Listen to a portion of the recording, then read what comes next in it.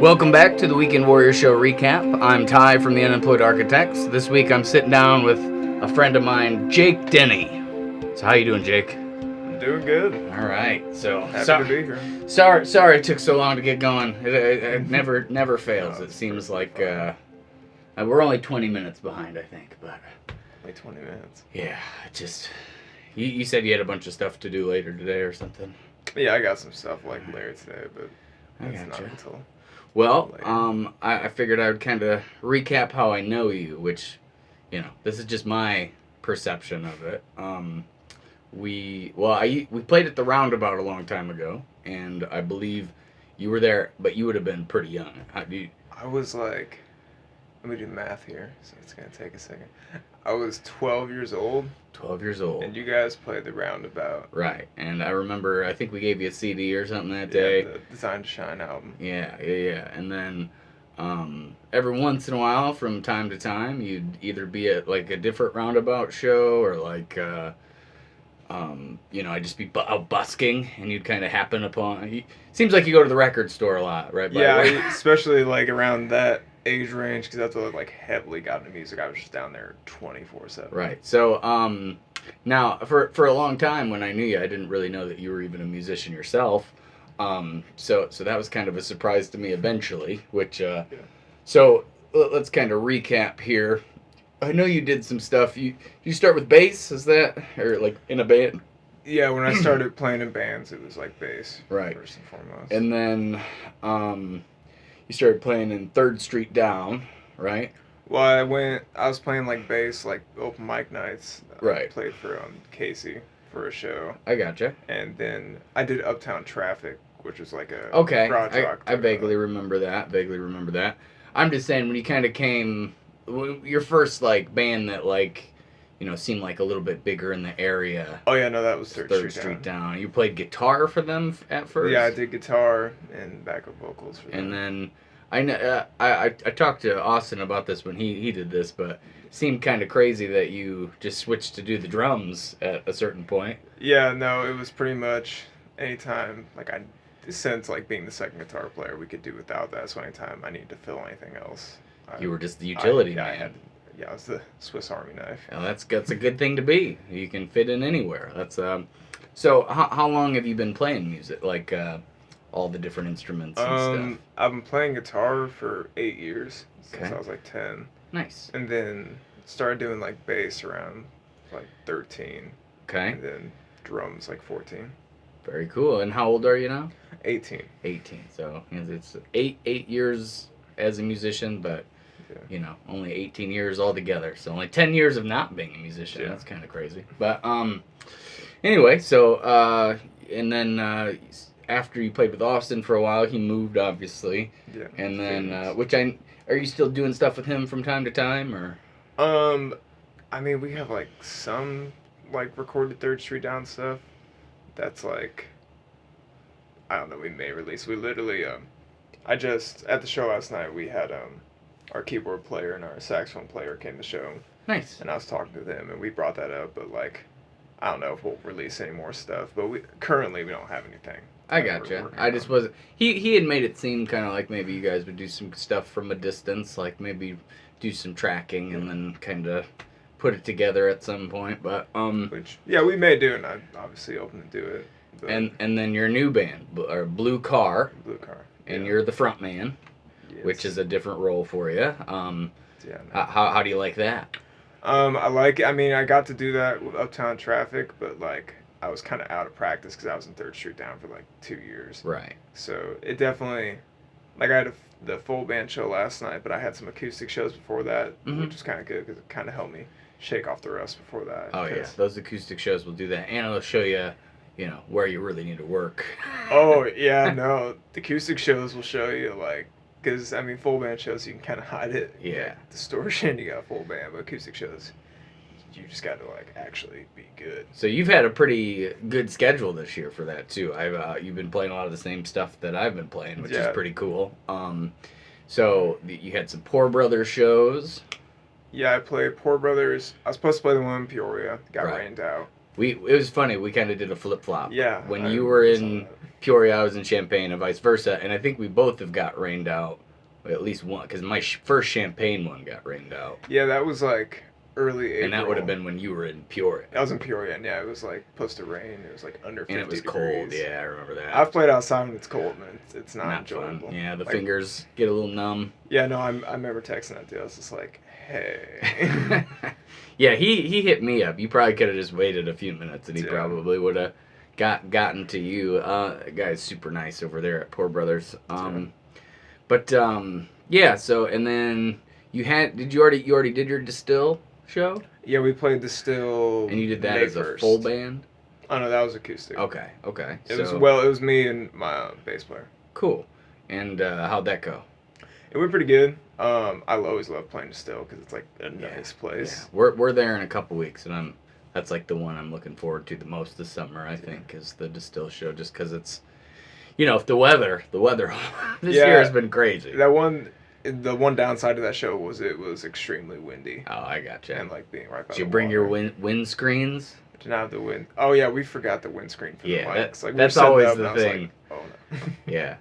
Usually you could just have somebody take their sock off and throw it on there, but I don't know if that's ideal. But Yeah. I've done weird stuff like that in the past, just because it can be really annoying if everything just Yeah, no, you gotta be resourceful. yeah, and it usually takes about one or two shows, I think, to remember dumb stuff like that, because you play inside so much that you don't even think about it. Yeah. And then you're outside for a show, and then all of a sudden it's like that. Oh, damn it! It's like I always get burned one time really bad in the year, like because I forget that it's when you're outside for 4 hours, it's you really don't have a chance if it's sunny and you don't have any shade, but it takes one time, and then you're like, oh, I should wear sunscreen.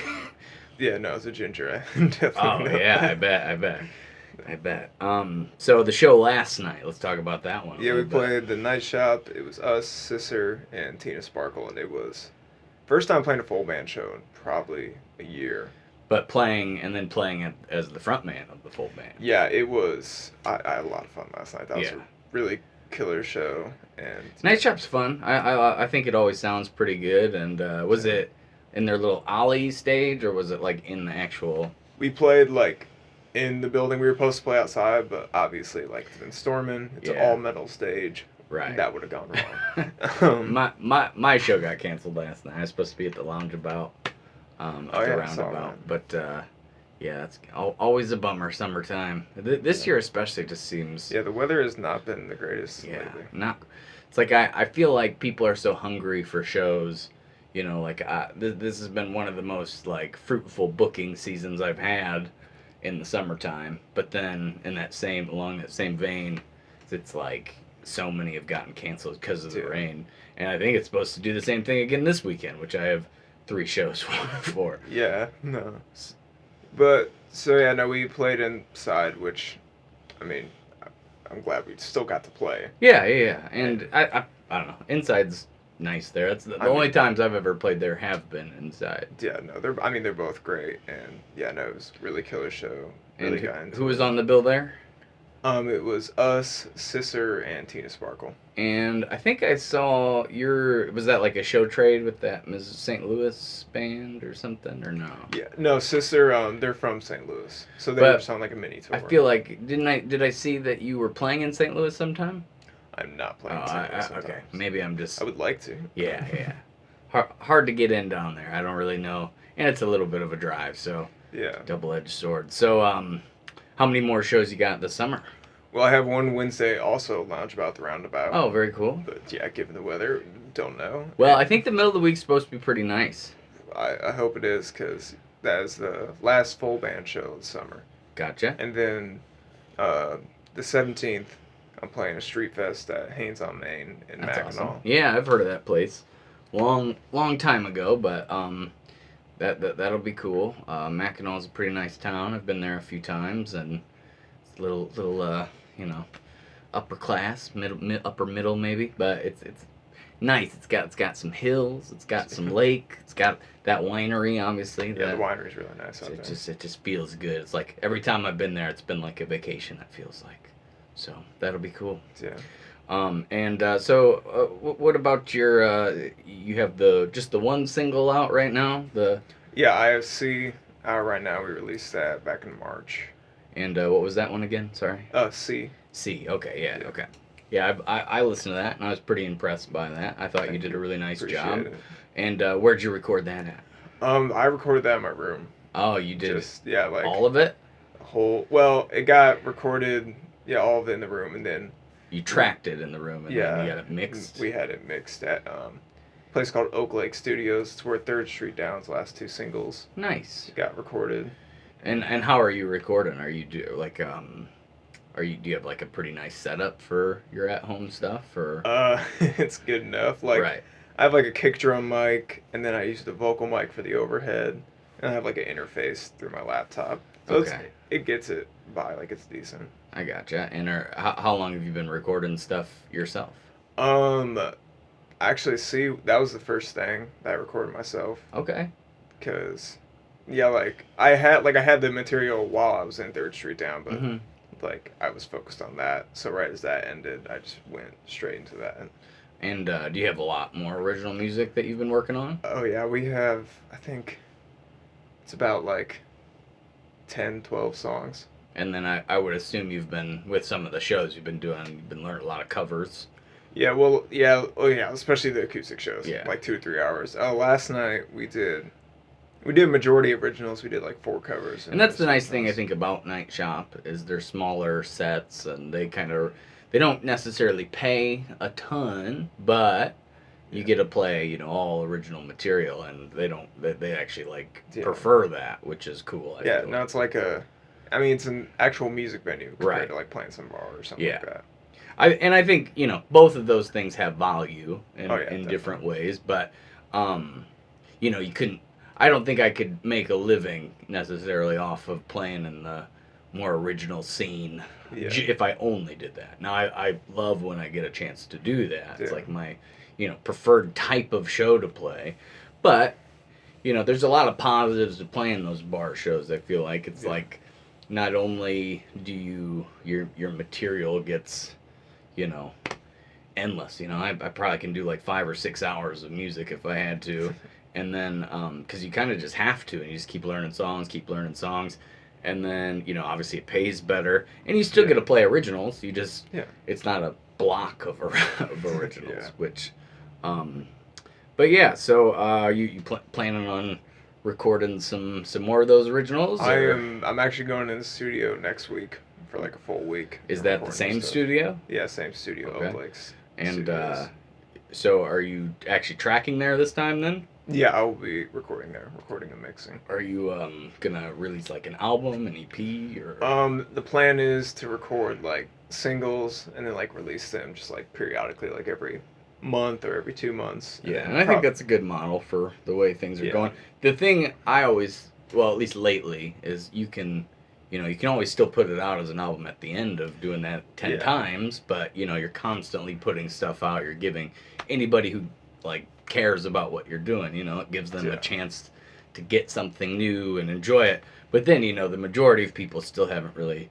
heard it. So when you put it out as an album, it's still like, fresh and new for most of the people. No, I plan to, like release the singles and then like probably release them together as like an EP down the road. I gotcha. So how many songs are you thinking? We're doing 5 songs. 5, I gotcha. Very cool. Well, that's a good EP size. I think that's all you really need for a project necessarily right now. But yeah, so you've been writing a lot, or?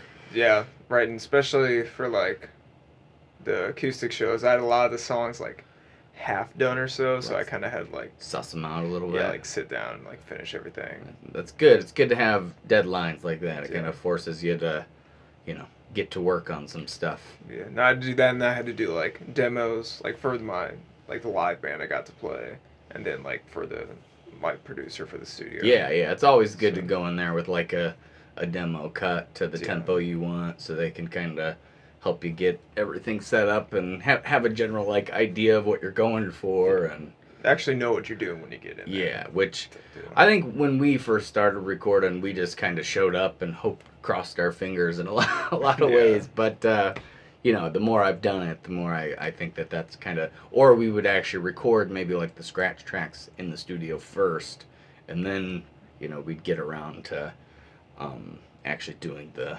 professional sounding recording. Yeah. But are you pretty excited about that then? Oh yeah, no, I'm excited. Last 2 weeks I've gone into for like pre-production stuff, and yeah, no, it's gonna be. And this is like the first time in the studio with like your original material. Yeah, first time studio original material. The other times were with Third Street Down, which I mean was original, but that was mainly Austin stuff. I was like collaborative. Yeah. With that. Yeah, and that's fun in a different way for sure. Yeah, I love that too. Yeah, and so I was gonna say like when I was listening to the Blue Car song, it was, I've recorded since I was probably high school, like early high school age, and like in my bedroom and like trying to figure out how to do all this stuff. And those first recordings, when I go back and listen to them, I'm like, ooh, those are not great. But hearing the one you released is like leagues better than a lot of that stuff that I had heard that, as far as my stuff goes. So I'm pretty excited to see kind of where it takes you. And yeah, no, I mean, I definitely have from like 14 and 15 some demos or stuff that's like, yeah, it's not the greatest, but like, yeah, it's when I was starting out. Yeah, and then, so you're kind of learning then. I think it took me quite a bit longer to figure out the studio stuff, but when I was younger, the tech wasn't quite there in a lot of ways. Yeah, no, I'm very lucky I can just plug into a laptop. And I mean, I was doing that too, but the software just wasn't quite as. Yeah. And I don't know. I came around to music way later, so than I think a lot of people do that are musicians. So I don't know that I really had the ear for it right away. I mean, I'm glad I started then, and I'm glad I was trying, because where I'm at now is a whole different world when I'm in the studio. Yeah. But I don't know. I just didn't have that, I don't think. But you got to start somewhere, obviously. Yeah, and that's cool. So what are some of your influences here? What are your favorite bands to kind of get inspired? I mean, I'm definitely like a gigantic Foo Fighters fan. Oh yeah. Especially when I was recording Jimmy Eat World, I was getting heavily into that. That there's the one album with all their like hits and stuff. I can't remember what the album's called. Bleed America, maybe. Bleed America. That album is solid.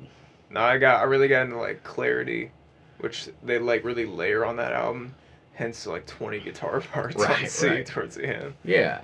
But I mean, everything from like alt rock like that, but then still listening to like R&B music and stuff like Third Street Down was. I gotcha. Very cool. And what's like your go-tos right now? What when you're putting on your iPod?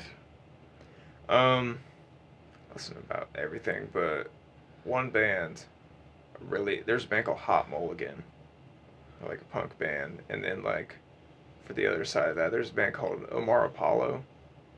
They're like indie, like R&B, and they're really good. Very cool, very cool.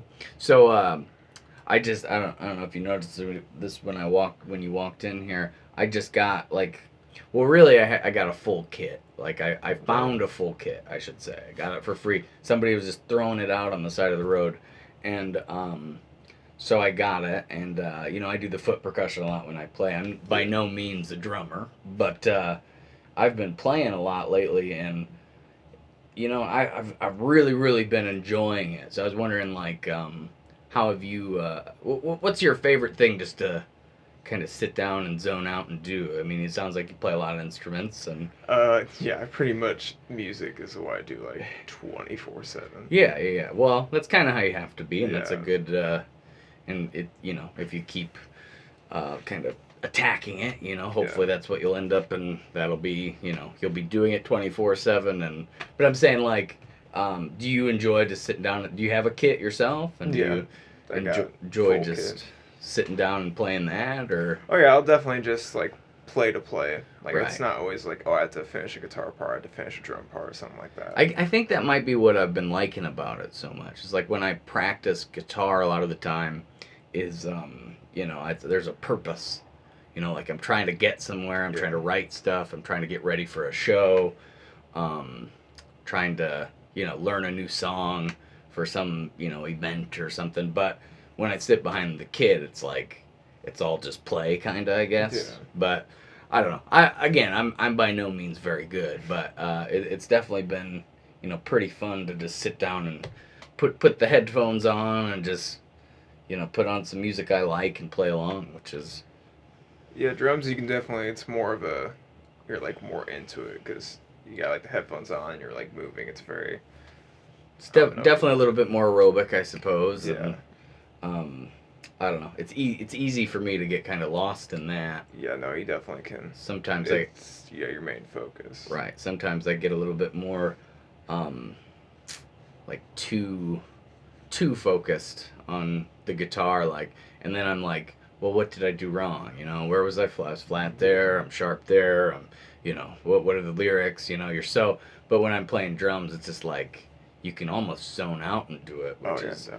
which is fun. And then you're kind of just you're very one frame of mind thinking. I feel like it's almost meditative. Like it's like what part's coming next, and then how do I set that up, and what do I want to do there, and that's kind of all you're really thinking about, Yeah, which is it nice. could be like full mind 100% of the time because Right. the guitar you kind of just like sit there strumming. See, I kind of feel the opposite. Like guitar, especially when I'm doing the foot drums and singing and all that stuff. It's like, I have to be very very full mind for that, and I have to think like, how am I gonna set up this chorus part with my foot drums? What guitar part's coming next? What are the lyrics? But with drums, I just feel like, it's just one thing kind of, even though it's kind of multiple things at the same time. But it's I don't know. It's just been a lot of fun. I've been really enjoying that Yeah, lately. I love drums too. Would you play drums in a band if you got the offer? I mean, yeah, I got to do it like towards the end of Third Street Down. I really enjoyed it there, but like main focus wise, I'd probably do guitar. But also at the end of the day, it's like whatever can get me farther. Right. I gotcha. So, this is you were a senior in high school, is that correct? And Yeah. now you're in the summer of your freshman year of. Are you going to college? Are you Yeah. doing all that? And where are you going with that? I'm going to Columbia College, Chicago. And are you studying? What are you studying there? Yeah, just music. Music. Like what aspect? I get like Um, production or I'm just doing- performance or. It's just Bachelor of Arts, like in music and like music performance, but that school just has so much stuff across. I've the always board. heard good things about it. I don't know that I ever wanted to necessarily go, but yeah, I mean they have a good music program. I've always heard. Yeah. So what are your plans with that? Like ultimately. Ultimately, plans to like move to Chicago and just like do music and be like try to become a touring musician. Yeah. Well, Whether it's through like original stuff like Blue Car or like being a hire on, just wherever it gets me there. I gotcha. So like maybe even a studio musician if the. Yeah, no, I definitely would like want to get into that too. Right. Have you taught ever? Have you taught music ever? No. All right. Well, I mean, this is just my 2 cents, but teaching guitar lessons is much more beneficial and like more fun, and you make more money than like flipping burgers when you're in college. Yeah. So I don't know. I don't know if you'll take the advice or not, but the sooner you can get guitar lessons going, because I mean you're a pretty good player. I've Thank seen you. you play a few times, and I can definitely tell that you know what you're doing. Obviously, teaching's a little bit different. I mean, not everybody that can play can teach, but everybody that can play could probably learn to teach if they wanted to. I mean, it's just like anything. It's just like playing the drums or something. You just have to keep doing it and doing it and doing it, and you'll get better and better and better. As far as teaching, do you have any like theory background or anything like that? No. Okay, so you're It's- just all all self-taught, and with like getting into Columbia and like doing, because I had to do like Zoom interviews because Okay. I can't go up there, and Yeah, they're like, do you know how to do? I'm like, I can't even read music. Well, I don't know that that's well. It's definitely important for your theory classes, which I'm sure Yeah. you'll have to take. Oh yeah, Have you already and you already haven't enrolled. and you haven't taken any theory in the past? No, I understand like some of it, and like most of it, like I already know. I just don't know like what it's called or like the Yeah, specifics of it. I gotcha. Well, that's something you'll definitely will help if you do decide to teach, Yeah, obviously. But you could do beginner guitar lessons, I think, pretty yeah, easily. So I don't know, just something to think about. I mean, that's just another.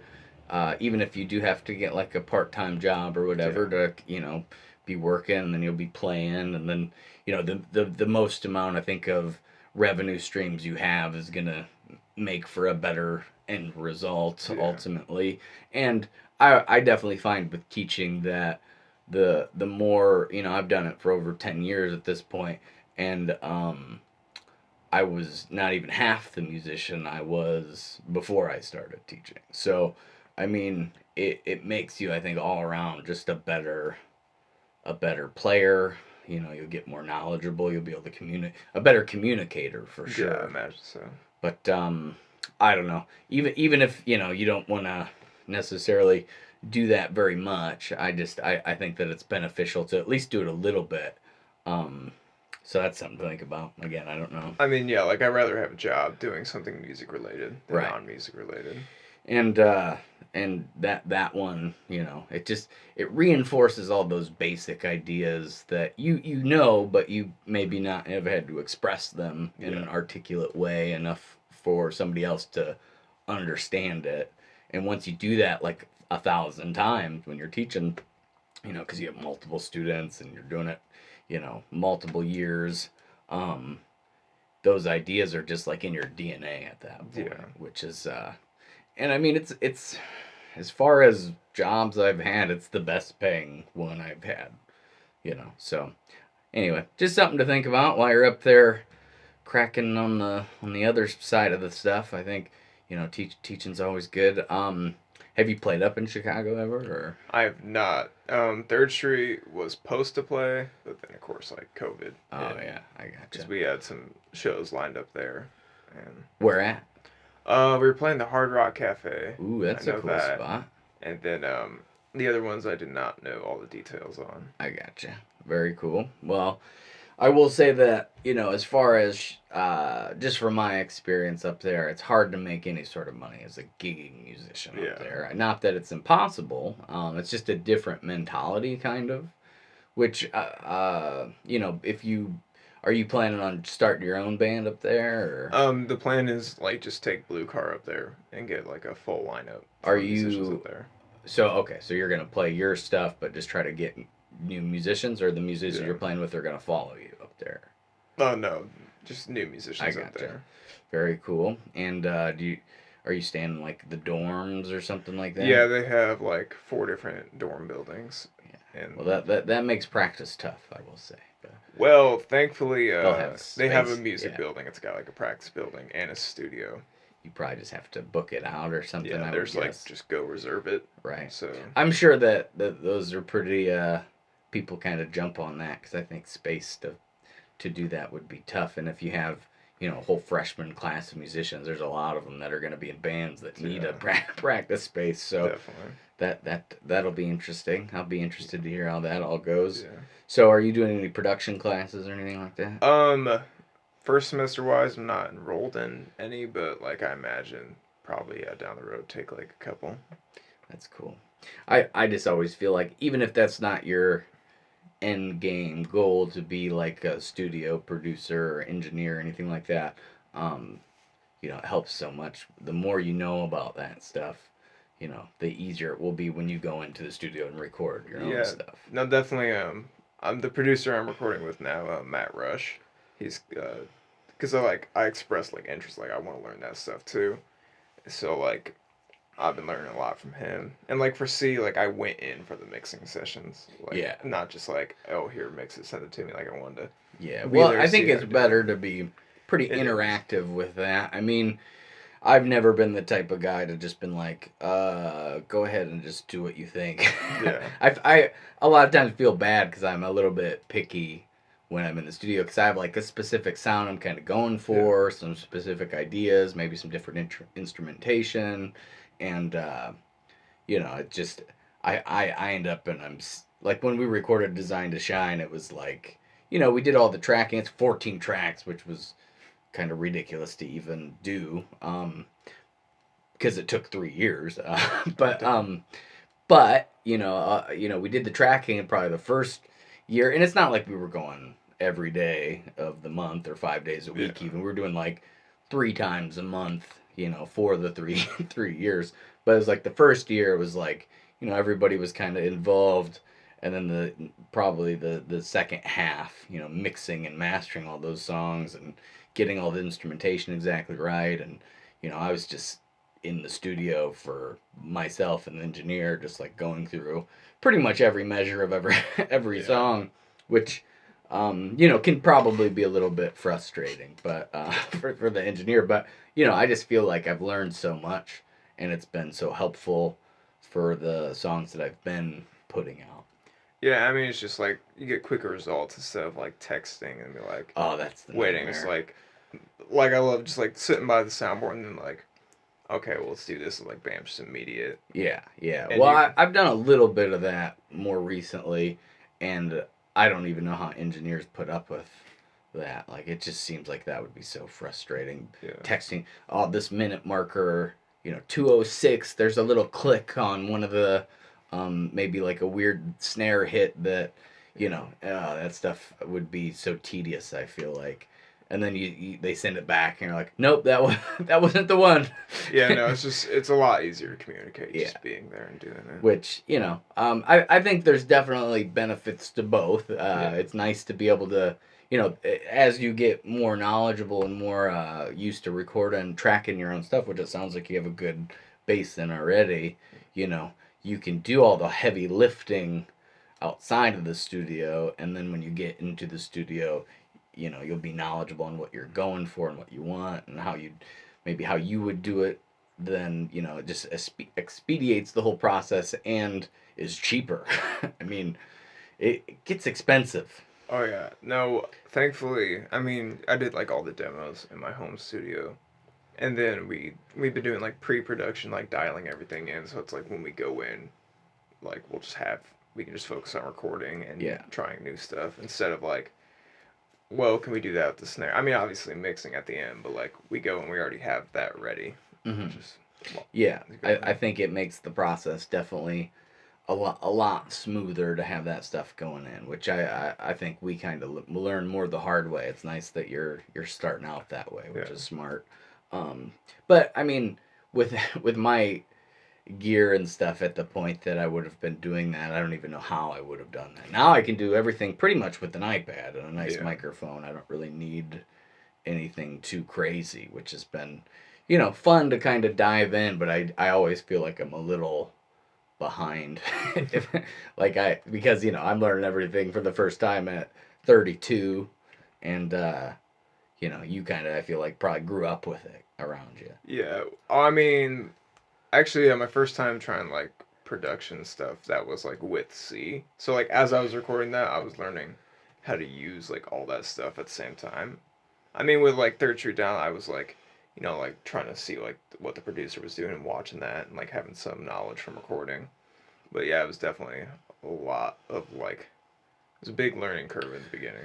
Well, I feel like with a lot of the recording software. What do you say you use? Cakewalk. Cakewalk. Okay, so I've used that before. I've used Audacity before. The big one I used in high school was Cubase, and that one, the Audacity and the Cakewalk is like, it has some stuff, and you can generally do it. It's not crazy elaborate or anything like that. I mean, there is a lot of stuff you can do, but the Cubase, I feel like I just didn't know what half the stuff even did. The nice thing about like GarageBand, which is what I'm recording this podcast on even right now, is it's so intuitive, and it knows, instead of giving you 100 options for different things that you could do on like a vocal effect or like a vocal EQ, and then you listen to it, and it's like I could tell the difference on maybe 3 different EQs, 7 different EQs, but once you're to 50, it's like, and then your sense of like what's the best one kind of gets a little bit lost pretty easy, especially if you don't have the ear for it, which is so nice with the GarageBand. I don't know if you ever used GarageBand I know before. of it. I haven't used it. It was a game changer for me. I mean, I highly recommend it. And what you can do with an iPad now is just so crazy. It's a portable studio. Yeah. And I have a buddy he's a little younger than me, but he's a little bit older than you. Who Ryan Wolf from Pontiac. Oh yeah. He opened me up to the crazy world of the iPad. And he's really really into the production side, and he's really just great at it. Can do a lot with a little. And like I remember listening to his songs the first time. I was like, "What studio did you guys?" He's like, "Oh, I just did it on a Generation 1 iPad with the iPad microphone." Oh damn. And I was like, Jesus, like I couldn't even fathom that at that point in time.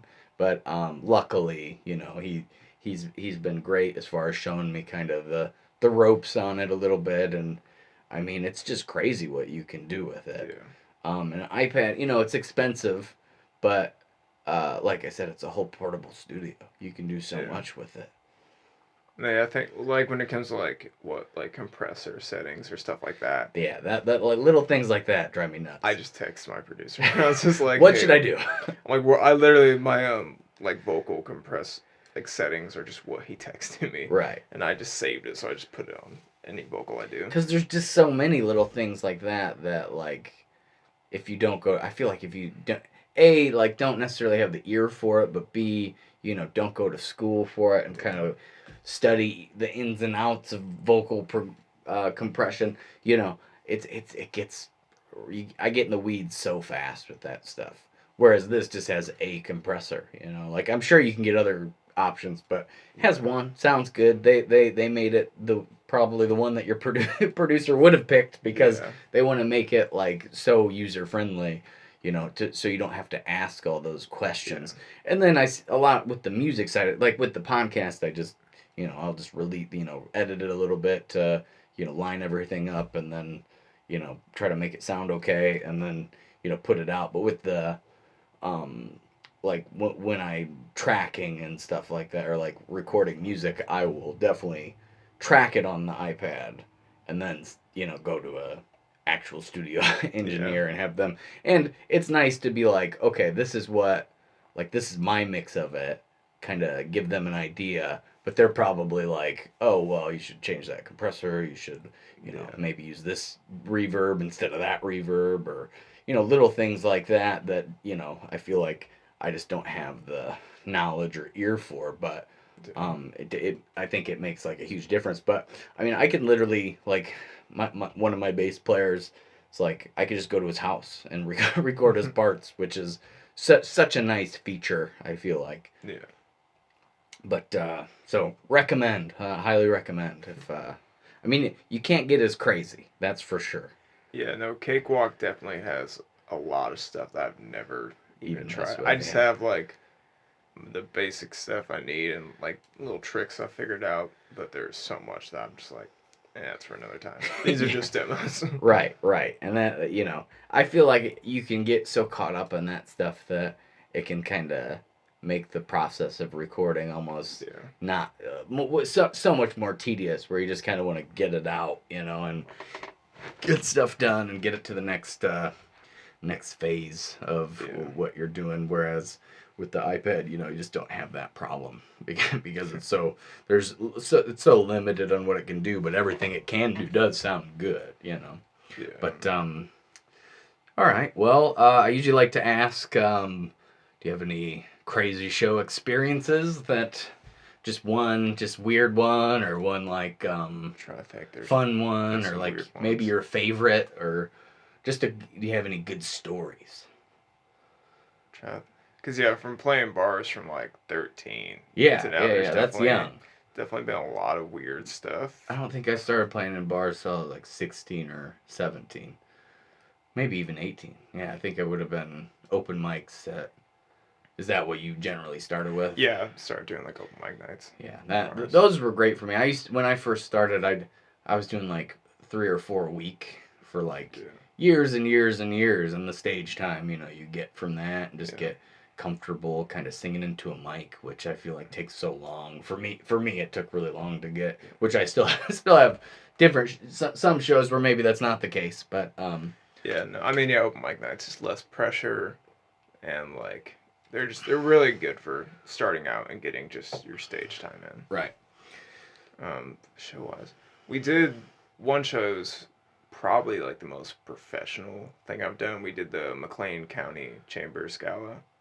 Was that in Bloomington? Yeah, it was at the DoubleTree. Okay.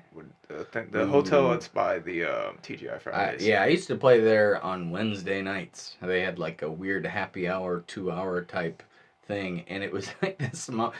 So you've been to the DoubleTree, right when you walk in, there's like a little like bar, like it's like the smallest bar you've ever seen. That's where I used to play, for, and it was so weird. They would have me set up like far, like on the other side, like where I wasn't in the bar, but the people in the bar could hear it, and it was just like the whole time, you're just worried about how loud you are. You don't want to like scare anybody away. It's such a tiny place, and the acoustics there are, pretty like it's an open hall, kind of like the lobby, lobby of any.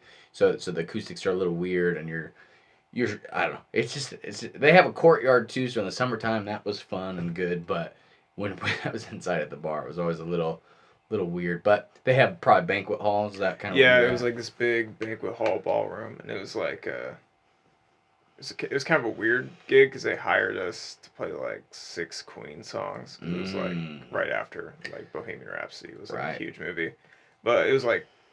What Queen songs? Do you mind me? We did "We Will Rock You." Did you play the solo in that one? Yeah, That's I did a cool the solo. solo. Yeah, that was definitely. I've never been good enough at it to like probably perform it live, but I've definitely, for some of my students, that's been one that I've had to kind of walk through with them to, and that's definitely the coolest part of the song for sure. Oh yeah, no, but there's kind of a lot of pressure on you to kill kill it. There was it was 700 people. Wow. So I definitely was a tad nervous. Yeah. But we did that. Don't Stop Me Now, Under Pressure, and you didn't have to do Bohemian. No, we did not. Okay, because that's a Bohemian of a song, that's or a behemoth. Not a lot of people could pull that off. Yeah, I mean I've seen people do it. Jacked Up and the Empty Bottles. They did like a Queen tribute at the castle, and I watched a video of them doing it, and I thought it was pretty great. Yeah. But they have a lot of pieces, which helps too. Yeah. But that's just such an elaborate song, and when people think Queen, like that's like one of the first songs that comes to mind. So people often request that song, and I just kind of laugh to myself, like you don't realize what you're asking me to do. You realize the musicianship it takes. Yeah. Not only is it like a super elaborate song, every musician in that band is amazing. Yeah, they're all, like, it wasn't just like, oh, Freddie writing stuff. Like every single person in that band was writing #1 singles. And just amazing musicians. I mean, a lot of times when I listen to Queen, like one of maybe their more piano driven songs, I'm like, this piano part holds up as just like a piano part you could just play. You don't need a vocal melody on top of it, and then he has these crazy pipes that just are really unbelievable, like I can't even imagine being able to sing like that. But yeah, no, I got a new respect for like I always thought Brian May was good, but when I had to learn all his guitar parts, I'm like, oh wow, these are like really good. Yeah, when you really have to sit down with them, it's like, whew. But no, it was like the most professional type thing we did because it was like, go for a rehearsal the day before. And, so you like went into that doesn't happen very often where you. It was like a really fancy stage. It was like a black tie event type thing. Right. And like. Did you wear a black tie?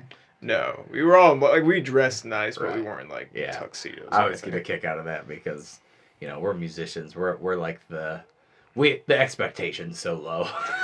You could have came wearing what you're wearing today, I think, and nobody would have really thought like, too much. They would have been like, oh, he's just a musician, like, dirty, stinky musician. So, anyway, go ahead. Sorry to interrupt. No, they did like, it's just like a whole production. Like they had like a light show with it, like the fog machine. At one point, they were like testing out the fog machine. It was like getting a tad hard to breathe. Like they were just pumping it. I was like, damn. And The fog machines do make the lights look cool, though. yeah, and then they had like we had like go around back. We had like certain times to come on stage, like stage cues, and it was just probably Stage cues, wow. yeah. Well, it was kind of funny is they had this countdown on the screen, like, "Oh, you're gonna go up like right here," and then all of a sudden, like the countdown just dropped like 20 seconds, and we were just like, Oh. like it looked awesome. I'm like, did we go? And then thankfully we just went up there and went into it, but And the show went well overall. oh yeah, it went great. Although it was kind of funny was we played like the first two songs, but then we had to wait like practically a half an hour to play the other two. So we were like all hyped off the first two. Right. And it's like, oh, that was great.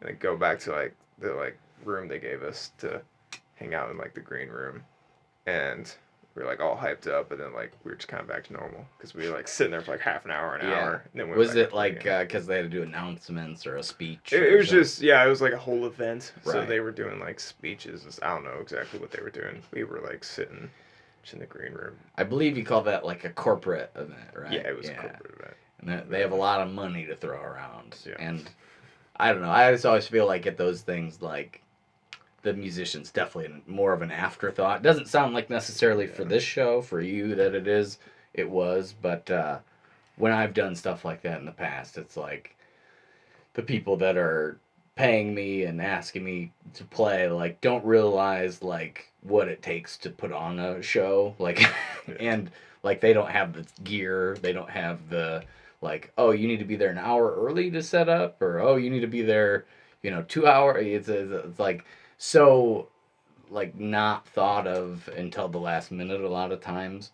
But it's cool that they seem to be on top of it. Yeah, they had like I think the whole thing started around 5 or 7. We had to get there like 12. Right. So yeah, it was like a whole production. Yeah. Yeah. Weddings are like that oftentimes too, is like when I've done weddings, it's like, they have like, oh, can you try to play these few songs? And that's like the end of the conversation. And then it's like they are there that day and like, well, we don't have a PA to give our speeches or to play our song, to play our music in. It's like, okay, well, we can do that in mine. That's fine. But would have been like maybe good to have that info like a little bit before the day of the wedding.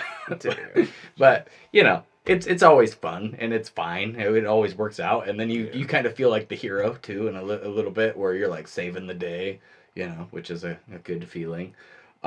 Any other cool shows like that, or the one show, because I mean that's like probably the most professional thing I did, but like one show that like I still like always love is the first Uptown Traffic show in his basement show at like this college venue. Sometimes those are the best. And yeah, I was like 15, and that was the first show with that band, and it was like 40 college kids who like genuinely wanted to like watch the show and they were getting into it. And it was just as you're probably noticing now when you are playing in bars and stuff, is that people aren't really there to with like I mean like playing like the night shop, like people are like there to see music, right? But yeah, I've had plenty of experiences where they're just there and you just happen to be there, right, which can turn out to be very cool, but it can also turn out to be weird in some ways, where you get some drunk guy requesting Bohemian Rhapsody and just keeps doing it over and over again, or you get the classic where somebody comes up to you and they're like,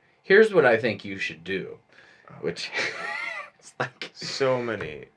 Yeah, there's been so many drunk people. And then I've had people like, I'm in the middle of playing a song, and maybe it's not a song that I'm even that confident with it, so I'm like really like struggling on the words, come up like literally to my ear and start talking about like, what I think you should do. It's like or requesting a different song in my ear while I'm playing this current song. Yeah. Which is a struggle. You kind of get good at dealing with that stuff, but it bar shows is like high percentage chance of that stuff happening. Yeah, no, I've definitely had quite a bit of that. We just played, actually it was the first acoustic Blue Car show, and some guy just like came up like mid-song, like, you guys playing the Grateful Dead? And then he was like talking to our bass player, it was just like middle of the song. Yeah, it's like, we're trying to do something here. Probably isn't benefited by having a full side conversation. Yeah. And then the drunk people that always love to dance, because we played one shows with Third Street Down, and she was like trying to like get on the stage. Oh yeah, that's pretty classic. She looked like she was trying to imitate like a Def Leppard music video. Like just sitting on the stage like hair flip, like I was just backing up. I'm like, yep, nope. Yeah, you get a lot of that, or like people maybe stumbling and knocking your stuff. Yeah, over. you always gotta like watch out for like drunk people. But in the same regard, just like most things, it's double-edged sword, because sometimes you'll hit that moment right. You'll play the right songs. It'll be like that second hour or third hour that you're playing, and everybody will just be like drunk enough, and they'll like start to notice what you're doing.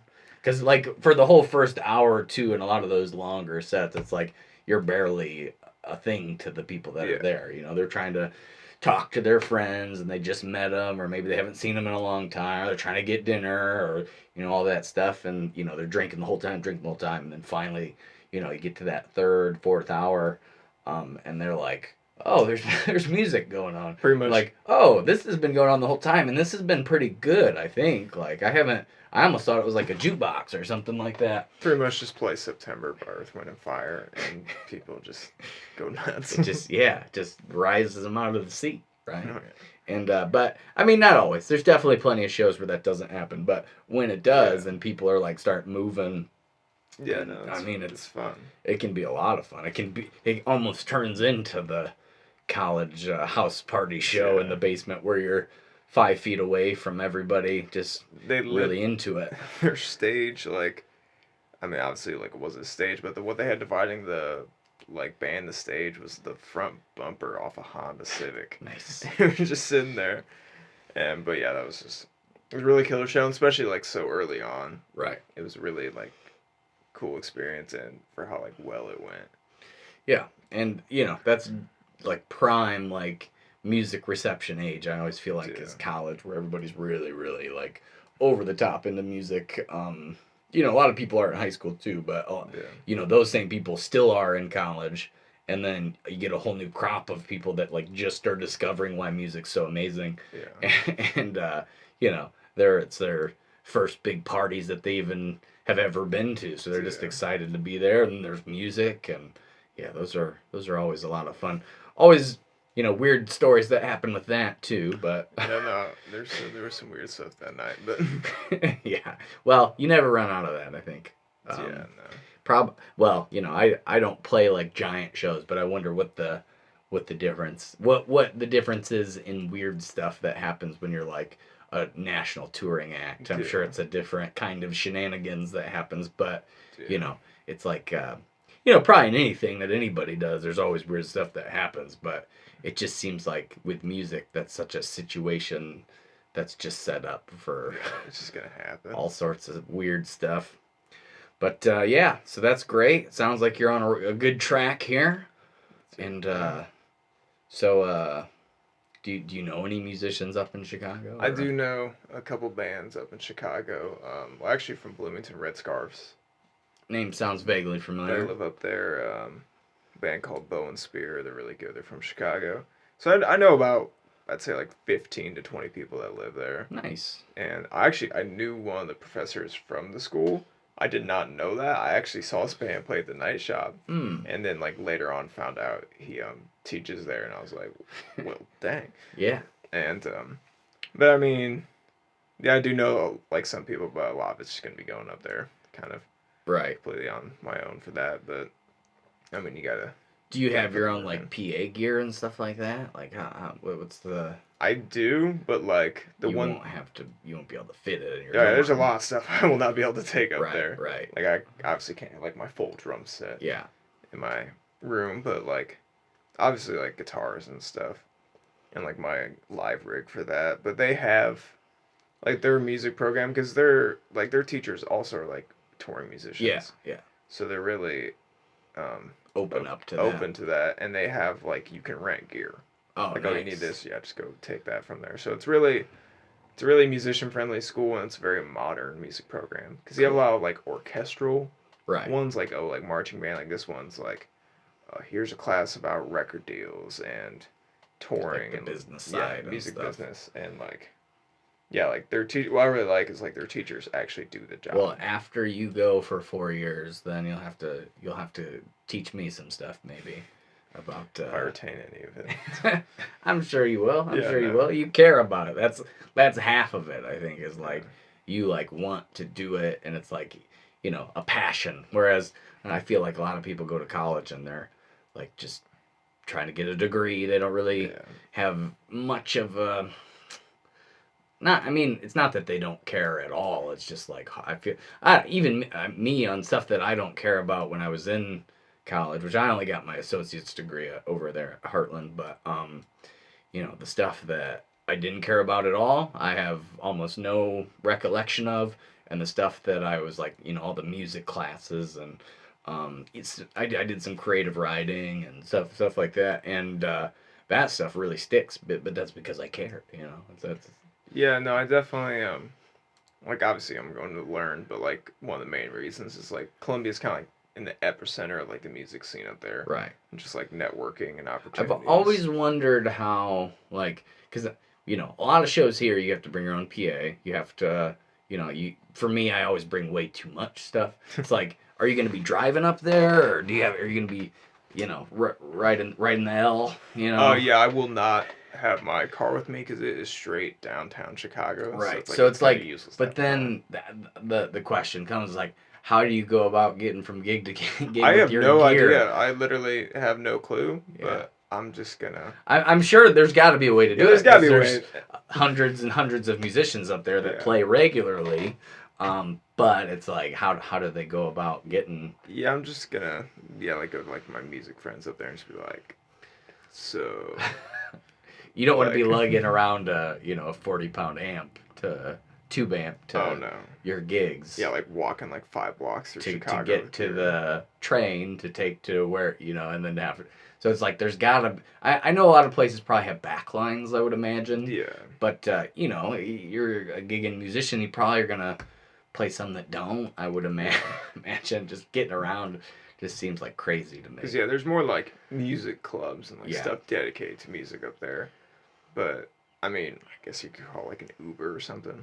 Right. It's like It's car, but I'm taking stuff on the L. I'm not as sure about. I don't think that would be a good idea for a lot of reasons, but obviously I gotta take the L like just to get around places, yeah. but like I'm aware it's not the safest form of I've always wondered about that. Because I played up there a few times and I always drive, which makes me probably like it a lot less than a lot of people. Just driving up there is, not my favorite thing. It's always a little wild. People are a little bit more willing to take chances, I guess. Yeah. Also, the biggest city I've ever like drove in was like Peoria. Right. So like I've never driven in Chicago. I'm not gonna try to just. Yeah, I mean it's good. It's good for you. I think good to practice, do it. But... especially if you're gonna end up and be touring around. You're gonna end up in some big cities probably, and not being like afraid of it is not. I mean, I'm still afraid of it a little bit, but I'll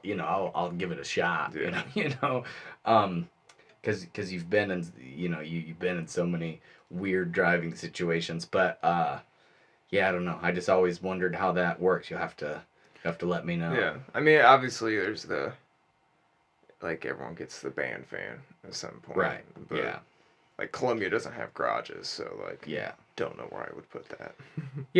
Yeah, and you'll probably just be playing a lot in Chicago, I would imagine. Yeah, but there's a lot of places, like right by the school, so like just catching Uber or something. But with the type of shows you've been playing, there's a lot of opportunities in a lot of the suburbs too, and it's like that's not really going to be as reachable. I feel like in a lot of ways because you're not going to have, a way to get to those places a lot of times. Yeah, that's when I'm just gonna hope I have a friend who has a car. Right. And be like, hey. Yeah. I don't know. I like to be pretty self-reliant, so I feel like that would be tough for me. Yeah, no, like figure that out. I would prefer to have a car up there. Like I like driving a lot, but like I see like it's. I feel like your value as a musician goes up about 20% if you have your own gear, your own PA system, and your own car to get places. It's a lot easier for a lot of places to book you just Yeah. because you know you have the right gear and you can get there. I mean, I feel like that's an issue for some musicians I know, Yeah. and so I don't know. I just feel like that would be tough, but I don't know. Yeah, it's gonna be a little bit of a learning curve, but at the same time, like, I'm It's ready. gonna be all around that way for Yeah. you. I feel like, and No. it's, in a lot of ways, not just musically, but But sounds like it's gonna be a lot of fun though. yeah, it's gonna be fun, and like you gotta go put in the work. Yeah. So. Yep. All right. Well, do you have anything you want to promote while you're here? The song, obviously. Yeah, see on Apple Music, Spotify, YouTube, Bandcamp, pretty much everywhere you can find music. Yeah, just go follow us on Spotify, Instagram. Have new music out soon. I do not. So Blue Car would be what they'd be following on the Yeah, Instagram. at Blue Car Music on Instagram and just like Blue Car on Facebook. Cool. Everywhere else. Yeah, new music coming soon. I do not have a release plan. Yeah. Have not had that meeting yet. And then, I getcha. but What about shows coming up? Wednesday at the Loudmouth Roundabout. Yeah. If Yeah. the weather You mentioned permits. that one. And that's 6 to 8. 6 to 8. Cool. Saturday at Haynes on Main, 6:30 to 7 is just a little half-hour set. Interesting. And the Farmers Market, August 21st. Those are fun. I just played the first one of the season, the farmers market, and I made like so much. People were just like throwing their wallets. I This played. has been the craziest year for that. I played there at 3rd Street Down, and like you'll make a lot of money in tips. I'm like, oh, okay. But I mean, I usually do okay in tips when I'm by myself. Even Yeah. it's like I do like maybe 75, 150 for the 2-hour set.